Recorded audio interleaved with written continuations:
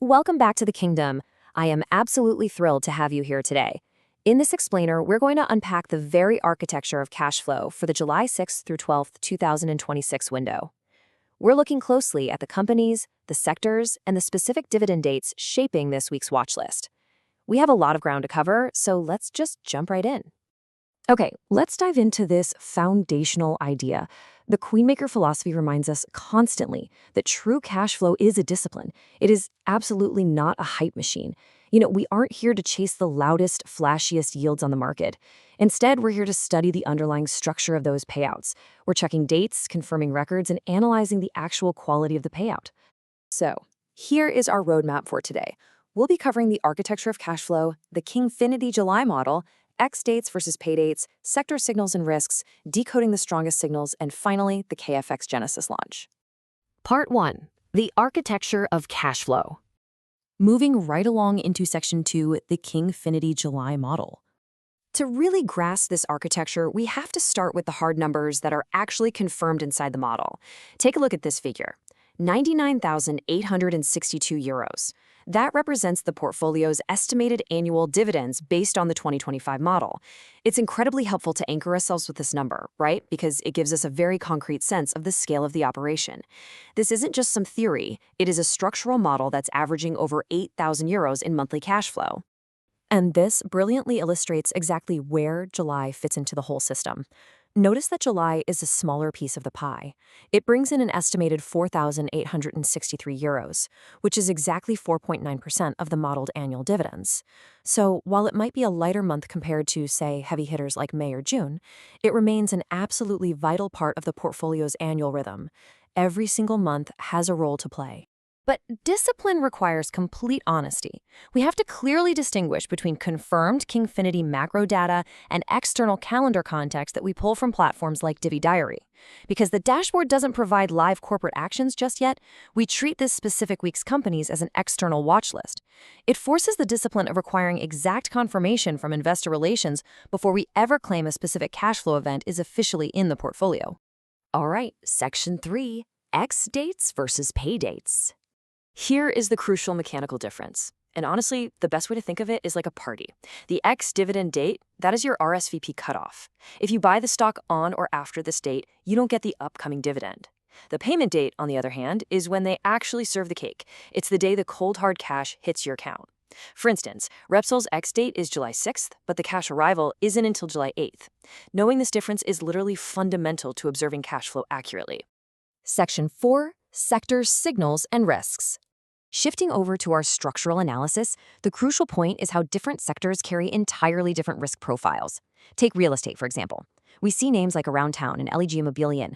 Now, they offer strong cash flow optics, sure, but they carry elevated risks tied to interest rates, leverage, and property valuations. The balance sheet just have to be strong enough to carry that weight. Now, contrast that with healthcare. Companies like Merck and GSK act as a defensive shield.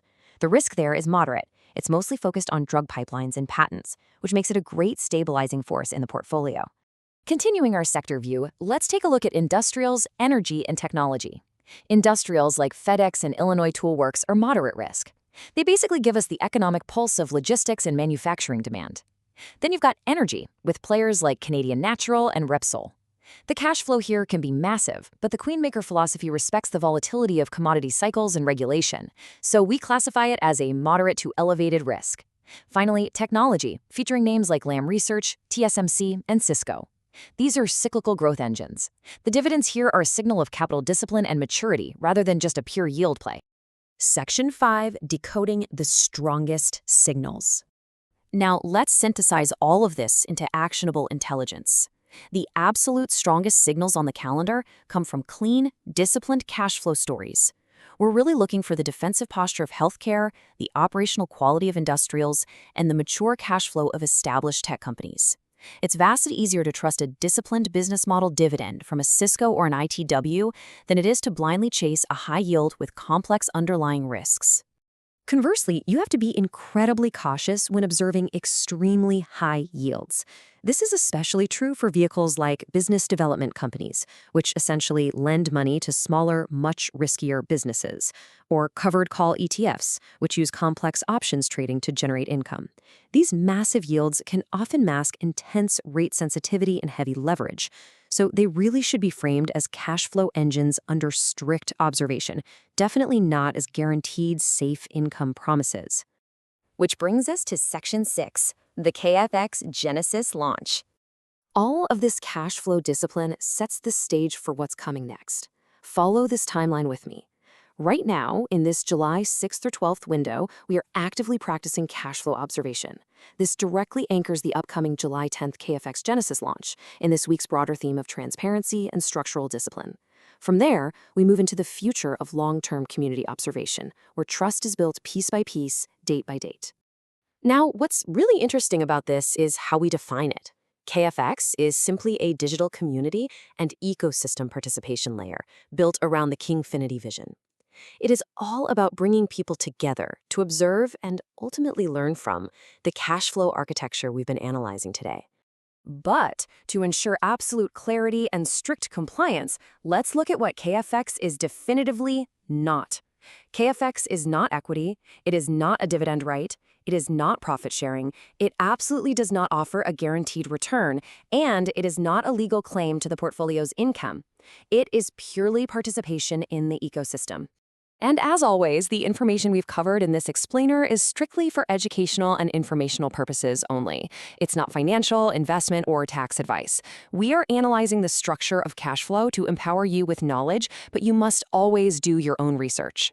The crown is built through discipline and transparency. The portfolio pays. The community observes. So I'll leave you with this final thought to carry with you.